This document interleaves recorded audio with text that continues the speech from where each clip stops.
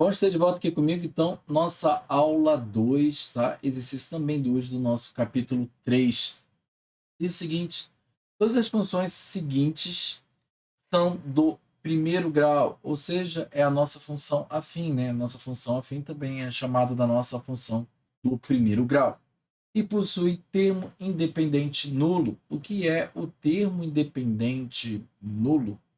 Então, ou seja, na nossa aula anterior, nós vimos que a nossa função f de x, né, ou seja, a nossa função afim, ela é do tipo ax mais b, ou seja, ela tem esse formato. Eu sempre espero dela algo parecido com isso. Então, pode ser 2x mais 1, 3x mais 1, menos 5x mais 2.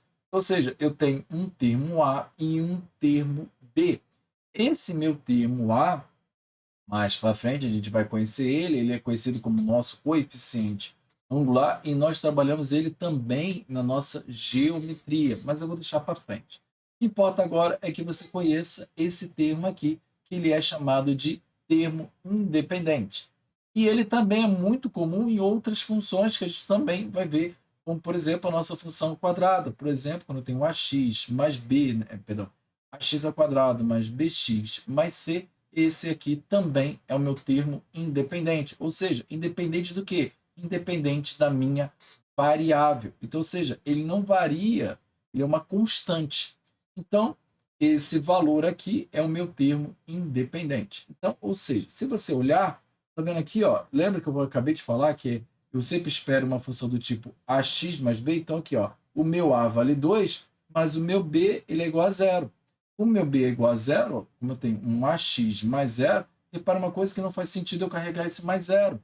Então, faz apenas sentido de eu manter o meu ax. E é o que vai acontecer aqui, ó. Eu também tenho mais zero e mais zero. Por isso, então, que o meu ele vai dizer que o nosso termo independente, de fato, ele é nulo, tá bom? Vou apagar aqui e continuar a nossa linha de raciocínio. E ele vai dizer o seguinte: são chamadas de funções lineares, tudo bem? E ele pede o seguinte: faça o gráfico de cada uma destacando uma propriedade comum. Vou sublinhar aqui corretamente, tá? Destacando uma propriedade comum. Se você acabou de assistir a minha aula lá, na minha aula do capítulo 1, eu disse para a gente construir uma função do tipo afim, né? Ou, né, ela é linear também, né? Eu preciso de dois pontos, ou seja, para eu construir uma reta, eu preciso conhecer dois pontos. Então, eu chamei esses pontos de P1 e P2. E o que acontece quando o meu termo é nulo? O que acontece é o seguinte, ó, se eu tenho uma função do tipo y igual a x, eu estava forçando primeiramente que o meu y fosse igual a zero. Quando o meu y é igual a zero, repare que eu vou ter o quê? Ax igual a zero. Se eu passar o meu A dividindo para o outro lado, ou seja, me lembrando que meu A tem que ser obrigatoriamente diferente de zero, mesmo porque não teria o crescimento da função, teria uma função constante, tá? Como a gente viu na aula passada. Então, eu chego à conclusão, então, que o meu x ele também é igual a zero. Então, ou seja, quando o meu y é igual a zero, o meu x também é igual a zero. E quando o meu x é igual a zero, aqui, quando eu faço o meu x igual a zero, olha que coisa interessante, o meu y também é igual a zero. Então, ou seja, eu descobri o mesmo ponto, que é o ponto zero, zero. Tudo bem?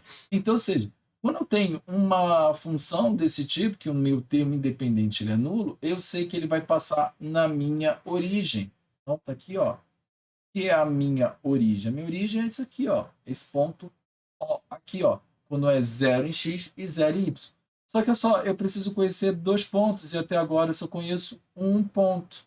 Esse daqui é uma propriedade comum de todas elas. Você pode reparar que todas elas vão passar exatamente nesse ponto, mas eu não sei aonde está o outro ponto que eu preciso para poder estar traçando então o meu gráfico. Então, a gente vai fazer um estudo diferenciado para esse tipo de questão aqui. Vou apagar aqui e a gente vai começar a construir o gráfico da nossa função.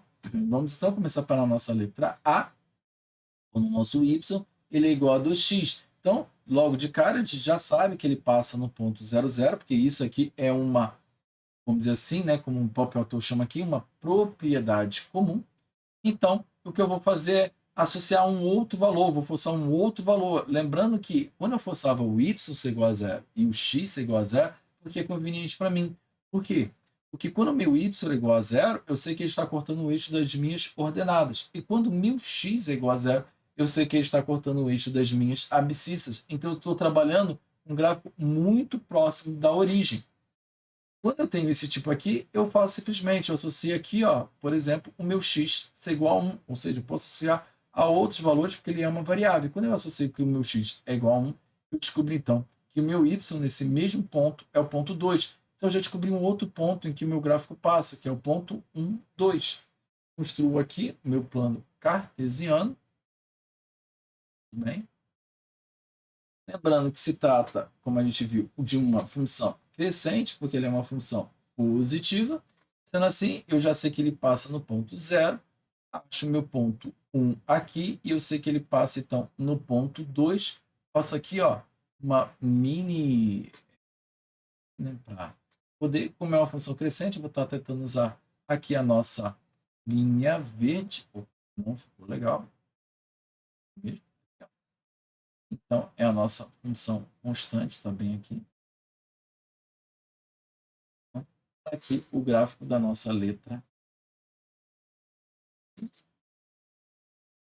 Vamos então para a nossa letra B.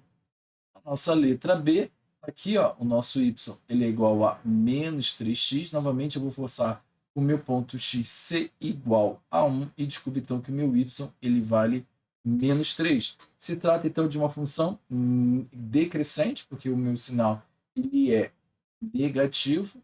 Vou passar aqui meu plano cartesiano também. Você que meu x fosse igual a 1, então meu y é igual a menos 3, menos 1, menos 2. Não tem problema, está aqui, ó. Menos 3 bem no limite. Eu sei que o meu gráfico ele passa pela minha origem, né? Ele passa pela minha origem. Aqui uma linha também. Para poder deixar destacado. Continuando ainda, a nossa letra C.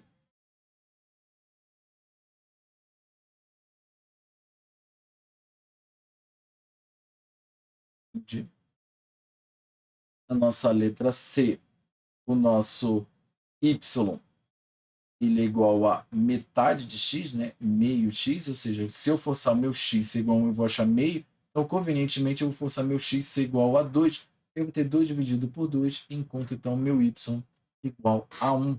Vou traçar aqui também o nosso gráfico. Lembrando que agora eu disse que meu x vale 2 e meu y vale 1. Houve uma troca em relação à letra A. E é uma função crescente, porque ela é uma função positiva. Então, vou usar aqui a nossa linha verde, tá bom? Vou mostrar que a gente sabe que ela é uma função crescente. E, por último, a nossa letra D. Vou fazer nesse intervalo aqui.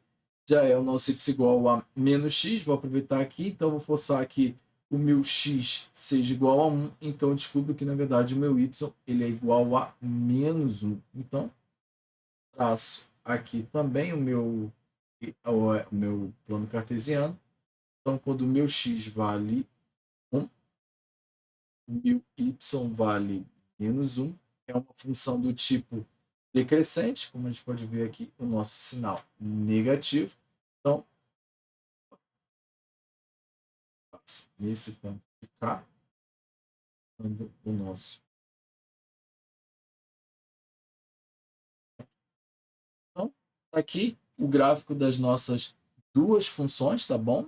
De vermelho eu deixei aqui as nossas funções decrescentes e de verde as nossas funções crescentes. Mais para frente eu vou estar falando também de definições para a gente estar diferenciando melhor as nossas funções crescentes e decrescentes. Mas eu também relembro que tem uma playlist do capítulo 2, tá bom? Eu também destaco muito bem o que é função, o que não é função, o que é função crescente e o que é função decrescente, tá bom? Te vejo na próxima aula. Um forte abraço.